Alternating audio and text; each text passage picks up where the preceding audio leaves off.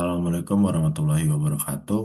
Eh, Kami dari kelompok 5 izin mempresentasikan tentang proyek kami yang berjudul pemodelan regresi gamma untuk menganalisis pengaruh umur harapan hidup, tingkat kemiskinan, dan rata-rata lama sekolah terhadap indeks pembangunan manusia.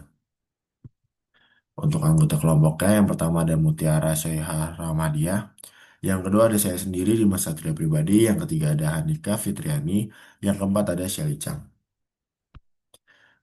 Bab satu pendahuluan, yang pertama ada latar belakang.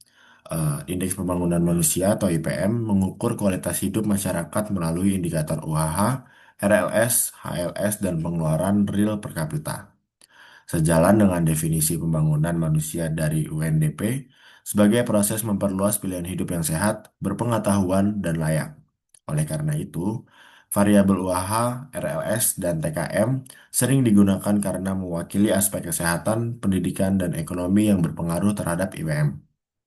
Namun, karena IPM merupakan data kontinu, positif, dan tidak simetris, pendekatan regresi linear klasik menjadi kurang tepat, sehingga regresi gamma dipilih sebagai metode yang lebih sesuai. Penelitian ini difokuskan pada Provinsi Jawa Barat karena memiliki dinamika sosial, ekonomi, dan pendidikan yang lebih kompleks dan beragam sehingga relevan untuk dianalisis lebih lanjut.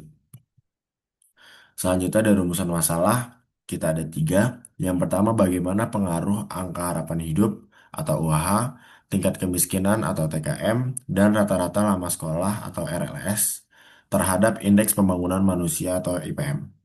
Yang kedua, bagaimana hasil prediksi IPM menggunakan model regresi gamma. Yang ketiga, bagaimana evaluasi model regresi gamma dalam memprediksi IPM berdasarkan nilai angka harapan hidup, tingkat kemiskinan, dan rata-rata lama sekolah. Tujuan penelitiannya, yang pertama, mengetahui pengaruh angka harapan hidup, tingkat kemiskinan, dan rata-rata lama sekolah terhadap indeks pembangunan manusia. Yang kedua, mengetahui hasil prediksi indeks pembangunan manusia menggunakan model regresi gamma. Yang ketiga, mengevaluasi kinerja model regresi gamma dalam memprediksi indeks pembangunan manusia berdasarkan nilai angka harapan hidup, tingkat kemiskinan, dan rata-rata lama sekolah. Selanjutnya ada manfaat penelitian. Yang pertama memberikan alternatif model statistik yang sesuai untuk data IPM yang bersifat positif dan berskala kontinu. Yang kedua, menjadi bahan pertimbangan dalam perumusan kebijakan pembangunan manusia. Yang ketiga, memberikan kontribusi ilmiah dalam pengembangan metode regresi, khususnya regresi gamma dalam studi sosial ekonomi.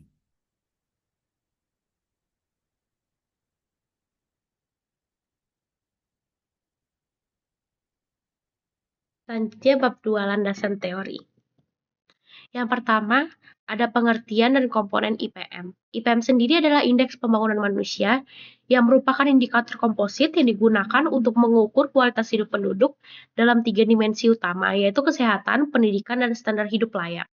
IPM tidak hanya mengukur pertumbuhan ekonomi, tetapi juga menggambarkan bagaimana hasil pembangunan dinikmati secara luas oleh masyarakat dalam aspek hidup yang esensial. Selanjutnya adalah hubungan IPM dengan UHH, TKM, dan RLS. UHH adalah umur harapan hidup, TKM adalah tingkat kemiskinan, RLS adalah rata-rata lama sekolah. Yang pertama dengan UHH, mencerminkan kualitas pelayanan kesehatan serta akses masyarakat terhadap fasilitas kesehatan. Berikutnya ada RLS, menunjukkan tingkat pendidikan yang baik, meningkatkan kompetisi individu dan mendukung pembangunan ekonomi. Yang terakhir TKM atau tingkat kemiskinan, mencerminkan keterbatasan akses terhadap sumber daya dan layanan dasar.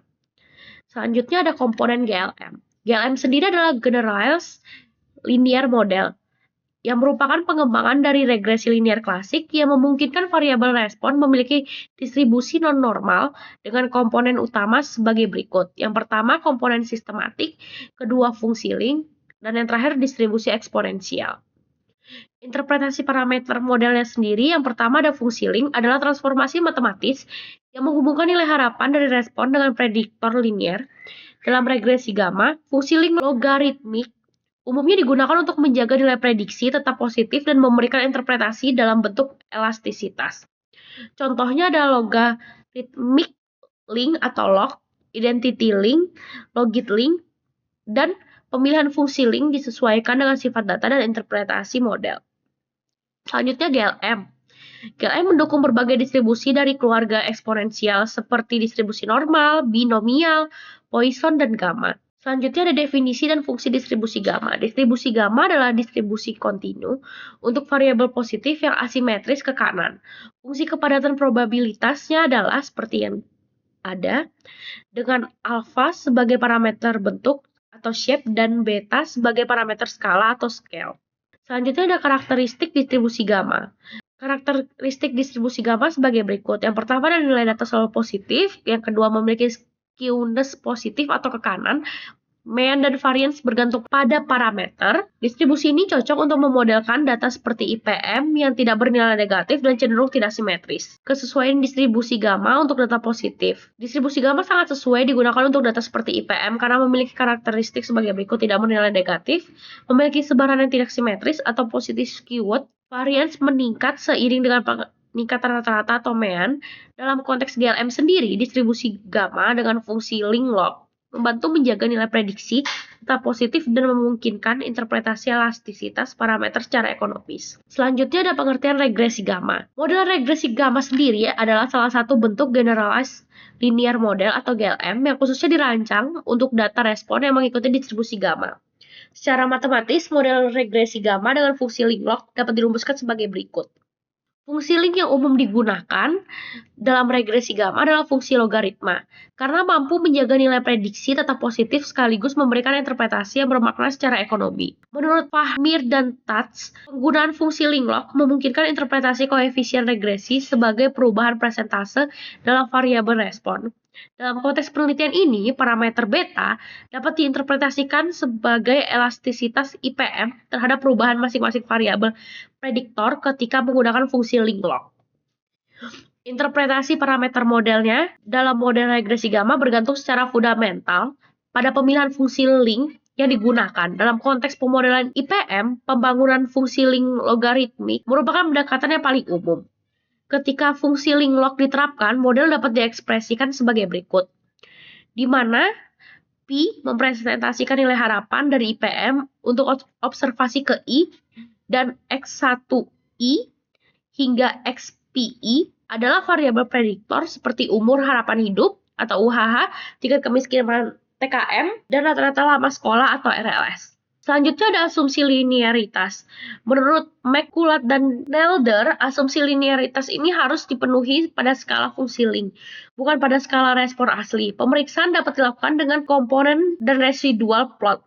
Jika ditentukan pola nonlinear, transformasi variabel atau penambahan suku kuadratik mungkin diperlukan.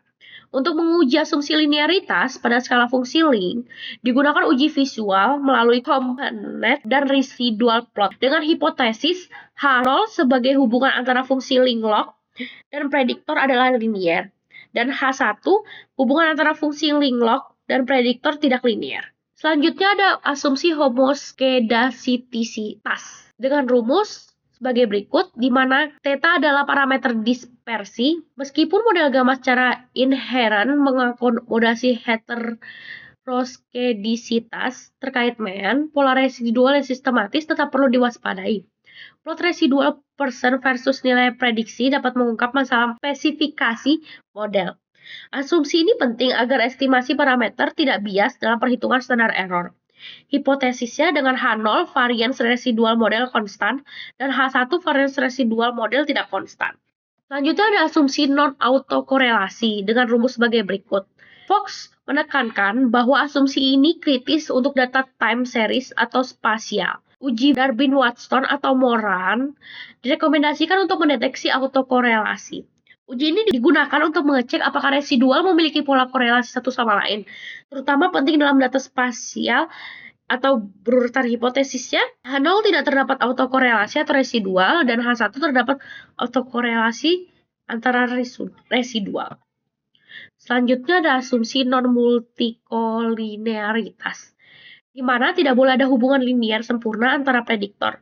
Menurut Belsley, kondisi lebih dari 30 atau FIF lebih dari 10 mengindikasikan masalah multikolinearitas serius. Digunakan FIF untuk mendeteksi hipotesis sebagai berikut. H0 tidak terdapat multikolinearitas koliniaritas antara variabel prediktor, dan H1 terdapat multikolinearitas antara variabel prediktor. Selanjutnya ada godness of fit, di mana evaluasi kesesuaian model regresi gamma dilakukan melalui beberapa ukuran godness of fit. Menurut McCullar dan Nettler, deviasi merupakan ukuran utama yang didefinisikan sebagai berikut. Selain deviasi, IC juga sering digunakan, di mana rumusnya sebagai berikut. Menurut Burham dan Anderson, perbedaan AIC lebih dari 2 antara model sudah menunjukkan perbedaan yang cukup signifikan. Hipotesisnya adalah H0 model sesuai dengan data, H1 model tidak sesuai dengan data. Selanjutnya ada uji signifikasi parameter. Pertama, uji Wald yang menghitung statistik sebagai berikut. Kedua, uji likelihood rasio yang membandingkan model lengkap dengan model tereduksi sebagai berikut. Mengikuti Dobson dan Barnett, kedua uji ini mengikuti distribusi X kuadrat dengan derajat bebas sesuai jumlah parameter yang diuji. Dalam konteks IPM, uji ini penting untuk menekankan apakah variabel seperti UHH dan RLS benar-benar berpengaruh signifikan. Hipotesis uji likelihood ratio dengan H0 adalah model tereduksi sama baiknya dengan model penuh. H1 model penuh memberikan peningkatan kecocokan signifikan dibandingkan model tereduksi. Selanjutnya ada diagnostic model, di mana analisis diagnostik meliputi pemeriksaan residual dan identifikasi outliner. Residual device didefinisikan sebagai berikut. Untuk mendeteksi outliner, beberapa ukuran digunakan adalah H1 dan H besar, dengan H besar sebagai berikut. Jadi di sini ada bab 3 yaitu metode penelitian.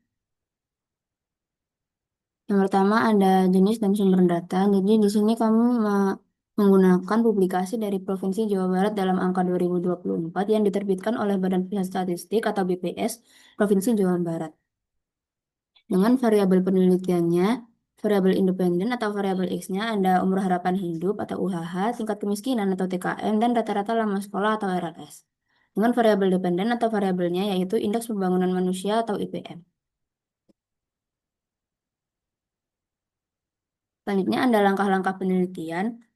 Yang pertama ada pengumpulan dan persiapan data, kemudian ada uji asumsi, pembuatan model regresi gamma, evaluasi model, dan yang terakhir adalah interpretasi hasil dan penarikan kesimpulan. Selanjutnya ada bab 4 yaitu hasil dan pembahasan. Pertama kami mengumpulkan dan mempersiapkan data. Jadi data yang diperoleh adalah mencakup informasi tahunan dari seluruh kabupaten atau kota di Provinsi Jawa Barat pada tahun 2023. Secara keseluruhan terdapat 27 unit observasi yang mewakili 27 kabupaten atau kota. Kemudian ada uji asumsi gamma. Jadi uji asumsi gamma ini hasil estimasinya digunakan untuk mentransformasi data IPM ke distribusi uniform 01. Di sini kami melakukan uji Anderson-Darling. Jadi dengan asumsi H0-nya yaitu data hasil transformasi mengikuti distribusi uniform 01, dengan H1-nya data hasil transformasi tidak mengikuti distribusi uniform 01, diperoleh dari hasil output tersebut. Jadi nilai Anderson-Darlingnya 0,65481 dan p-value-nya sebesar 0,5962, di mana p-value-nya ini lebih besar dari 0,05.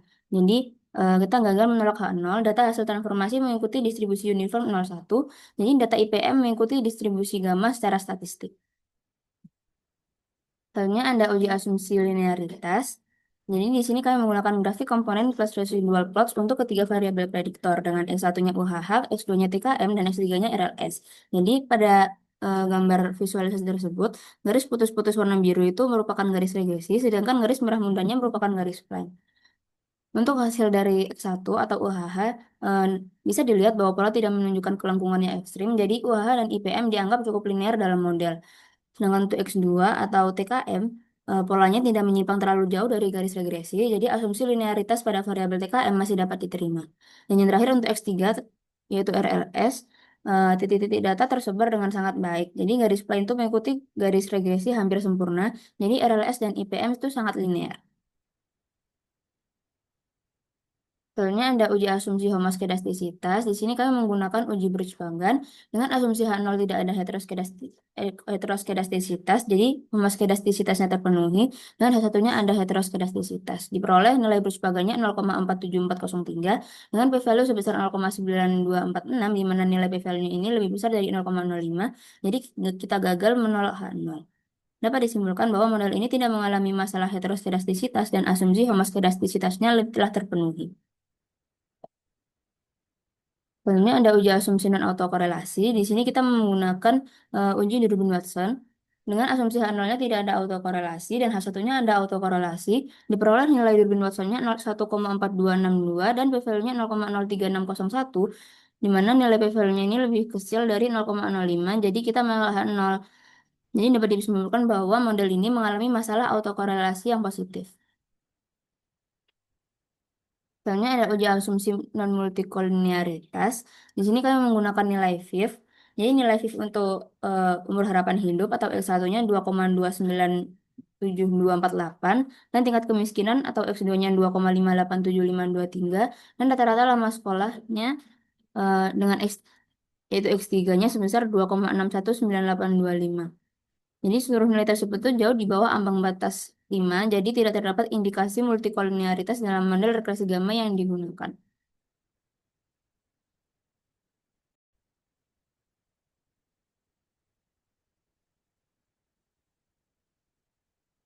Untuk selanjutnya adalah pembuatan model regresi gamma, di mana model dilakukan menggunakan fungsi ILM di R dengan family gamma Ling Low.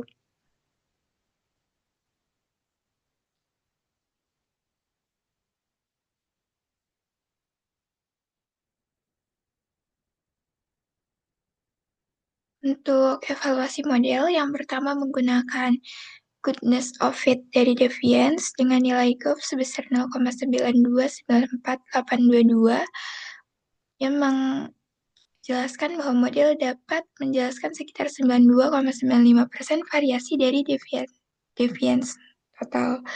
Untuk uji formal deviance, menunjukkan nilai p-value sama dengan 1, di mana p-value lebih besar dari 0,05 sehingga gagal menolak H0 yang menyatakan bahwa model sesuai dengan data.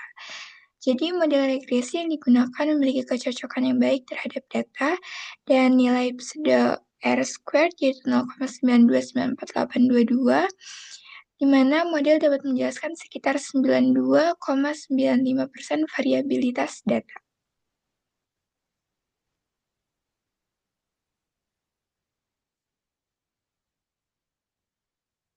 Evaluasi yang selanjutnya yaitu uji signifikansi parameter untuk estimasi dari X1 yaitu 0,020614, berarti X1 signifikan secara marginal, untuk S2 negatif 0,001836 yang menyatakan bahwa X2 tidak signifikan, dan X3 0,030946 yang menyatakan bahwa X3 sangat signifikan. Untuk residual deviance-nya ada 0,00613899 dan null deviance-nya 0,08705554. Untuk model yang dibangun mampu menjelaskan sebagian besar variansi dalam data. Untuk hasil AIC dan BIC-nya, AIC 92,53638 dan BIC 99,01557.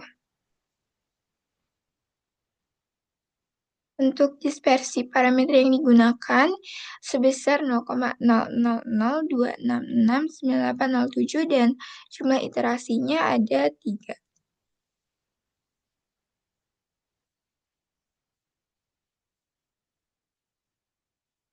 Selanjutnya untuk diagnostik model yang pertama kita ada 4 grafik di sini.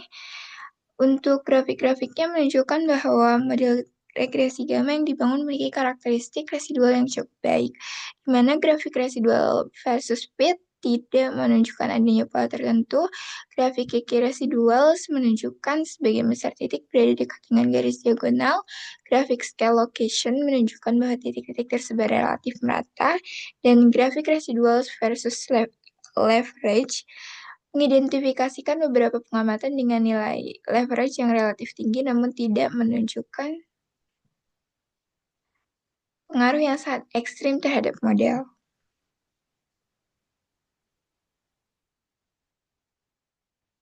Lalu uji standardized residual with Bonferroni menunjukkan bahwa secara statistik tidak ada pengamatan yang dianggap sebagai outlier.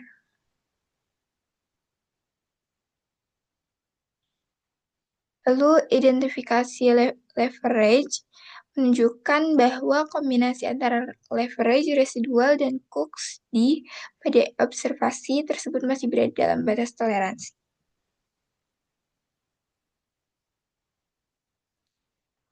Untuk analisis residual, secara keseluruhan hasil evaluasi diagnostik menunjukkan bahwa model regresi gamma memenuhi asumsi yang diperlukan. Untuk yang terakhir ada bab 5 penutup.